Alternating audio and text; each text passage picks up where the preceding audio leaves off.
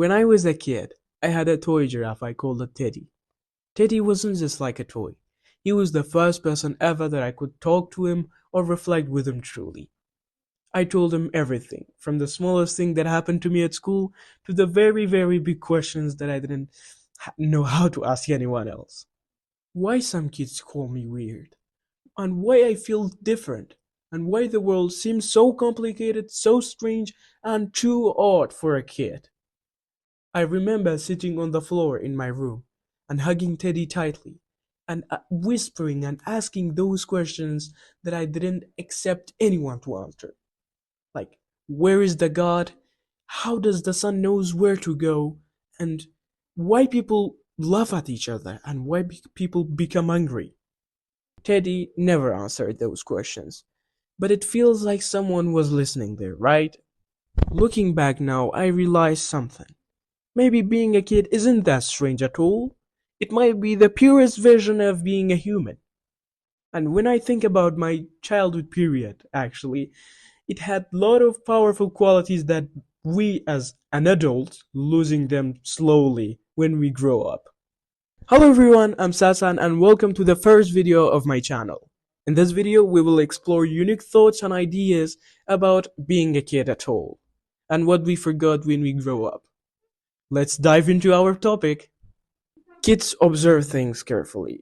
Like remember when I was child, I didn't just see people actually. I watched them like I watched how they talk, how they walk, how they wear dresses and how they become angry even. Like I observed very tiny things uh, about the world and the people that surrounded me, and observing it wasn't just enough for me. Like I reflected with my Teddy. Like it was a nice way to have conversations because I was so weird actually. Like I didn't talk to people at all. And I asked a lot of questions actually. Like my mom always saying that you were very annoying because like you are asking very very tiny things, very very strange things to your dad that like I was annoyed. And actually it is true like kids uh, like ask very simple questions, but actually tiny and simple questions we could say, but actually these questions are really basic ones. Like they're the basic of any topic or anything that they want to know about it, which is it's powerful actually. And when you ask a philosopher how are the childish question or children's question, they will definitely say their question is powerful or fundamental because uh, they are the basic of everything. And my grandfather telling me that you are a curious kid, like he showed an example of someone who's watching a television and someone who's watching and observing the screen and the surface of the television, right? Like how is it made of, like the things beyond and behind the television that created this surface. And actually this is the thing that make any invention, any creativity senses, any powerful things in the world, just observing it and like asking questions, observing it, and yeah, just be curious. Yeah. And I see kids don't fear of judgment. Like they dance if they want to dance. They don't respect too much, which is why I love them too much. And they wear whatever they want. They laugh out loud. They love and everything. Like I love the how they free about the world and about the people around them. But we have a problem here. Like when we grow up, like when we become adults, we can say we try not to look serious or major, and that's why like watching cartoons becomes something childish, and watching television becomes something too not too normal, and watching or having superhero favorite superheroes becomes something unnatural. Like, can you tell me what is the meaning of childish?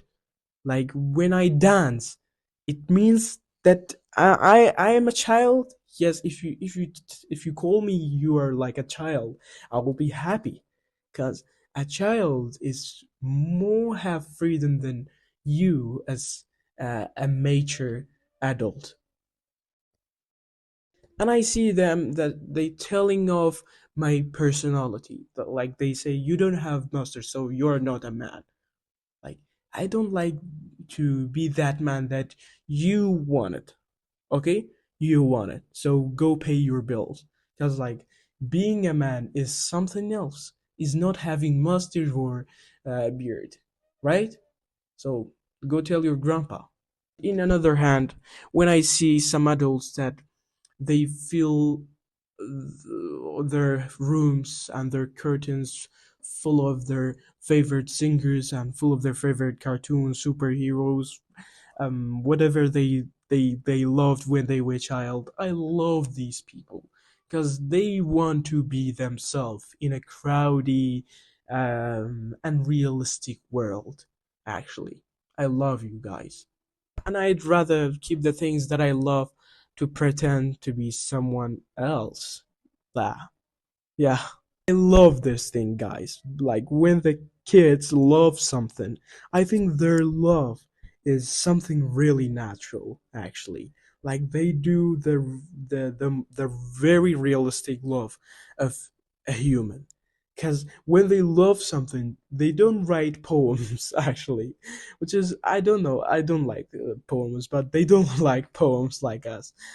They celebrate it. They wear their costumes. Like just imagine if they love something or a superhero, they wear their costumes, they pretend someone like them, and they act and behave like this superhero, and suddenly something also starts.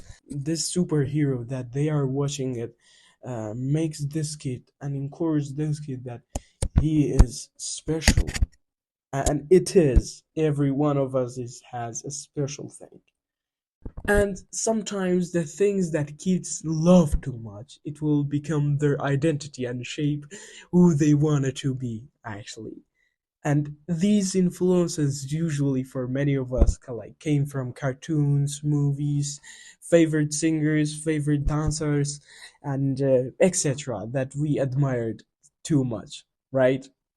And for mine, actually, it came from superheroes and cartoons. And if you like to know who are my favorite superheroes, and I will gonna tell you. So these are my favorite superheroes and cartoons that raised me when I was child and taught me unique, powerful things about life.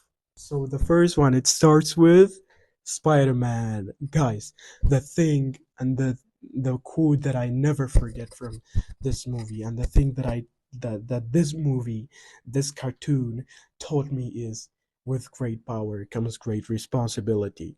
And that's 100% correct. Like, from most of my daily life situations, like I remind myself this quote, because like it doesn't mean if you are talented, if you are powerful, but the responsibility is much important than that. And how to help people, how to serve people, and how to serve your family as well, and how to like um, get out of troubles and get out of and survive from tough situations.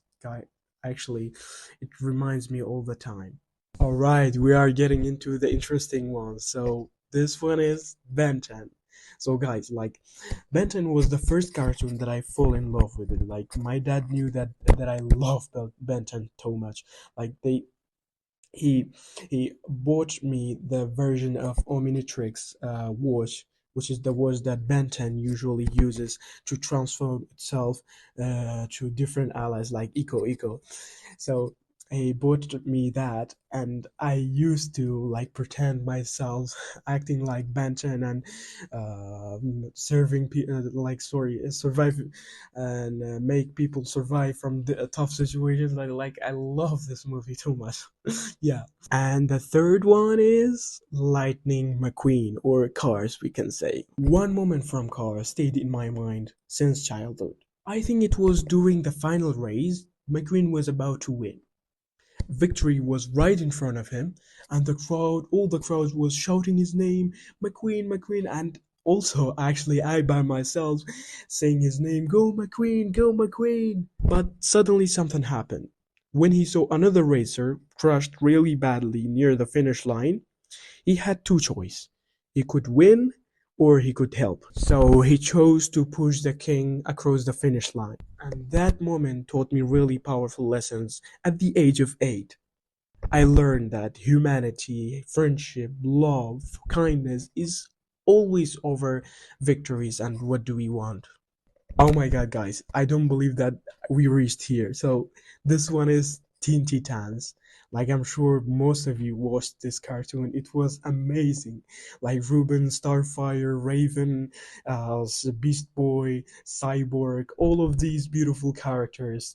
Like, they were all different, but when they were a team, like, they were stronger. They crushed their enemies and, like, create so many beautiful times for me. I never forget them. Great things happen when you work together. The Incredibles. So, guys, The Incredibles was an amazing and fascinating cartoon and animation movie for me, and I've learned so many beautiful things from this movie within those beautiful times that I spent with it. And this animation tells you a powerful thing, like what makes you weird is your strength and is your uniqueness in life. It is really powerful, like it was like the reflection of my life when I was a kid, like I told you. Ninjago. So guys, from this cartoon or animation, whatever you call it, like I learned that training was like a tool for becoming good at something. Training and discipline, like at the age of 9 and 10, which is it was incredible. Like when I loved to be good at playing football, like I trained a lot. Like I went to academy or something like that. So I learned from this like uh, cartoon that training is like a tool that you can use it to become good at something, become good at acting or anything else. So yeah, maybe growing up doesn't mean to avoiding yourself from these beautiful and powerful principles. Actually, maybe it means protecting it and keeping it. Because, like, I have seen a lot of videos and a lot of short videos about if you want to know, like, what do you good at, you must like come back to your childhood period. Like, what did you do too much, and what do you love too much?